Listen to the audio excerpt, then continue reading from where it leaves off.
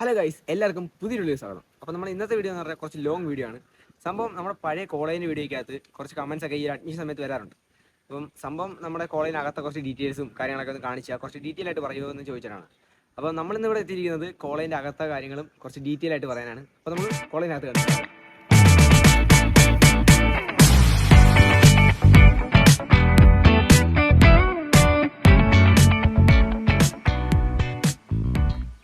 അപ്പോൾ നമ്മൾ കോളേജിലോട്ട് കയറി വരുമ്പോൾ ആദ്യം കാണുന്ന ബിൽഡിംഗ് എന്ന് പറഞ്ഞാൽ അഡ്മിനിസ്ട്രേറ്റീവ് ബ്ലോക്കാണ്.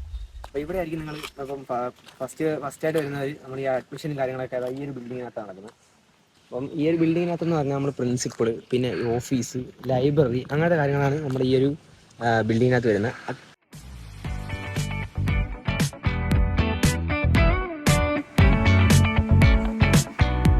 ഇതാണ് അഡ്മിഷൻ ബ്ലോക്ക് എന്ന് പറയുന്നത്. അപ്പം ഇവിടുന്ന് നേരെ ഇറങ്ങി കഴിഞ്ഞാൽ നമുക്ക് ചെല്ലുന്നത് നമ്മുടെ ഡിപ്പാർട്ട്മെന്റ്സിന്റെ എല്ലാ ഒരു സെന്ററായിട്ട് നമുക്ക്. അപ്പോൾ നമ്മൾ കയറി വരുമ്പം ഏറ്റവും കോളേജ് സെന്ററായിട്ട് കാണുന്നത് ഈ ഒരു ബാസ്കറ്റ്ബോൾ കോട്ട. ഇവിടെ നിന്ന് കഴിഞ്ഞാൽ നമുക്ക് എല്ലാ ഡിപ്പാർട്ട്മെന്റിലെ എൻട്രികൾ കാണാം, എൻട്രൻസ്.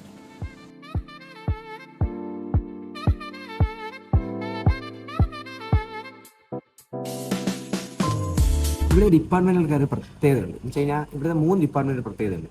എല്ലാ ഡിപ്പാർട്ട്മെന്റിന്റെയും ആർക്കിടെക്ചർ, അതിനകത്ത് ബിൽഡിങ്ങിന്റെ ആർക്കിടെക്ചറിൽ എല്ലാം ഒന്നാണ്. ഇപ്പോൾ ഒരു ഡിപ്പാർട്ട്മെന്റിൽ ഒരു സ്റ്റാഫ് റൂം ഏതാണെന്ന് കണ്ടെടുത്ത് കഴിഞ്ഞാൽ ബാക്കി ഡിപ്പാർട്ട്മെന്റിൽ ഇത് അതേ സ്ഥലത്ത് തന്നെ സ്റ്റാഫ് റൂമും ടോയ്ലറ്റും എല്ലാം ക്ലാസ് റൂം ആയാലും. അപ്പോൾ നമ്മൾ ഇപ്പം എൻ്റെ ഡിപ്പാർട്ട്മെന്റാണ് കമ്പ്യൂട്ടർ സയൻസ് ബാക്ക് കാണുന്നത്. അപ്പോൾ നമുക്ക് ഇതിനകത്തെ കാര്യങ്ങളൊക്കെ കണ്ടിട്ട് വേണം.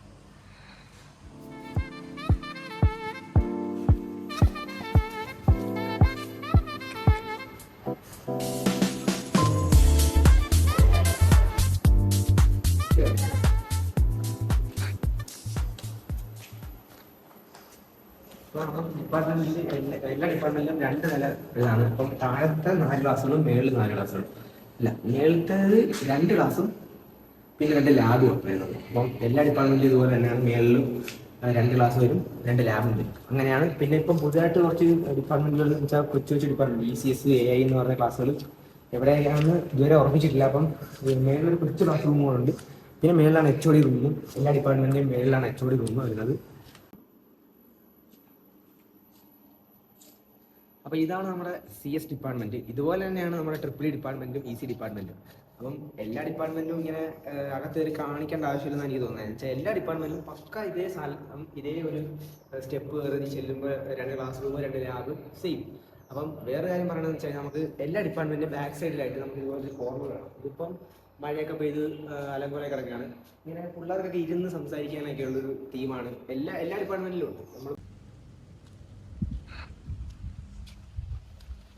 അപ്പോൾ ഇതാണ് നമ്മുടെ മെക്കാനിക്കൽ ഡിപ്പാർട്ട്മെന്റ് എന്ന് പറഞ്ഞാൽ. ഇതിനകത്ത് ബിൽഡിങ്ങിന് ഇച്ചിരി വ്യത്യാസമുള്ളത് ഈ മെക്കാനിക്കൽ ഡിപ്പാർട്ട്മെന്റ്. ശരിക്കും ഇതൊന്ന് കുറച്ച് താമസിച്ച് മറ്റേ ബിൽഡിങ്ങിനെ പണിയതിന് ശേഷം ഇത് പണിയുന്നത്. നമ്മൾ വരുമ്പോഴല്ല ഈ ബിൽഡിംഗ് ഉണ്ട്. അപ്പോൾ ഇതിനകത്തെന്ന് പറഞ്ഞാൽ കയറി വരുമ്പോഴത്തേക്ക് 2 സൈഡിലായിട്ട് ക്ലാസ് റൂം. അപ്പോൾ നമ്മുടെ ഡിപ്പാർട്ട്മെന്റിലെല്ലാം കണ്ടില്ലേ. അപ്പം നമ്മുടെ ഈ കോളേജിന് 2 ഗ്രൗണ്ട് ഉണ്ട്. അത്യാവശ്യം വലിയ 2 ഗ്രൗണ്ടാണ്. അപ്പോൾ ഇതാണ് ഒരു ഗ്രൗണ്ട്. ഇത് അത്യാവശ്യം ഒരു ബൗണ്ടറി പോലത്തെ സെറ്റപ്പ് ഒന്നും ഇല്ലാത്തൊരു ഗ്രൗണ്ടാണ്. അപ്പം ഇതാണ് അത്യാവശ്യം ഇതിനേക്കാൾ ഇച്ചിരി വലിയ ഗ്രൗണ്ടായിട്ട് വരുന്നത്. പിന്നെ ഈ ടൂർണമെന്റും കാര്യങ്ങളൊക്കെ നടക്കുന്ന ഈ ഒരു ഗ്രൗണ്ടിലാണ്.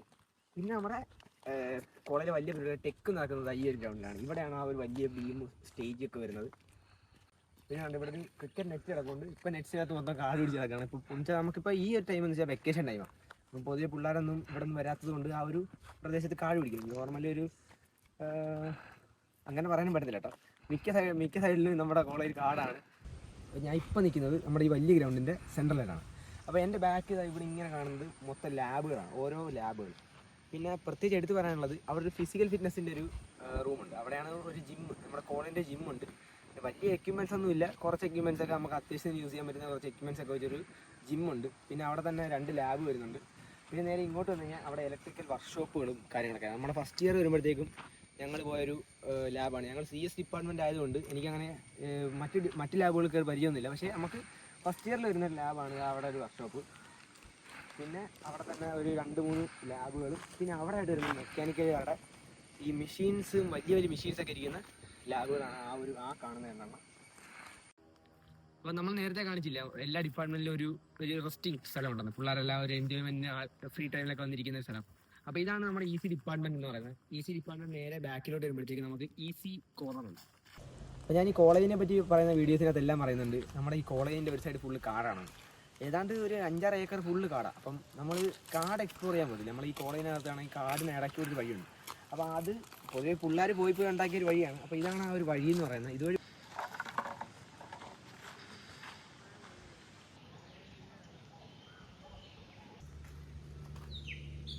അപ്പോൾ ഇത്രയേ ഉള്ളൂ നമ്മുടെ ഈ കോളേജിൽ കാണാനായിട്ട്.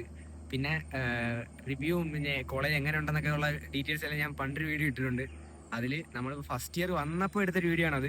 അപ്പോൾ എന്തായാലും കുറേ മാറ്റങ്ങളും നമ്മുടെ അഭിപ്രായത്തിൽ പല വ്യത്യാസങ്ങളൊക്കെ ഉണ്ട്. എങ്കിലും പഠിച്ചിറങ്ങാൻ നല്ലൊരു കോളേജാണ്, കുറേ എക്സ്പീരിയൻസ് തരും. അതെല്ലാം പ്രതീക്ഷിച്ച് നിങ്ങൾ വരികയാണെങ്കിൽ നല്ലൊരു കോളേജ് തന്നെയാണ്. അപ്പോൾ എന്തായാലും ഇനി വരുമ്പോൾ കാണാം. മറ്റൊരു വീഡിയോ കാണുന്നവരെ ഗുഡ് ബൈ.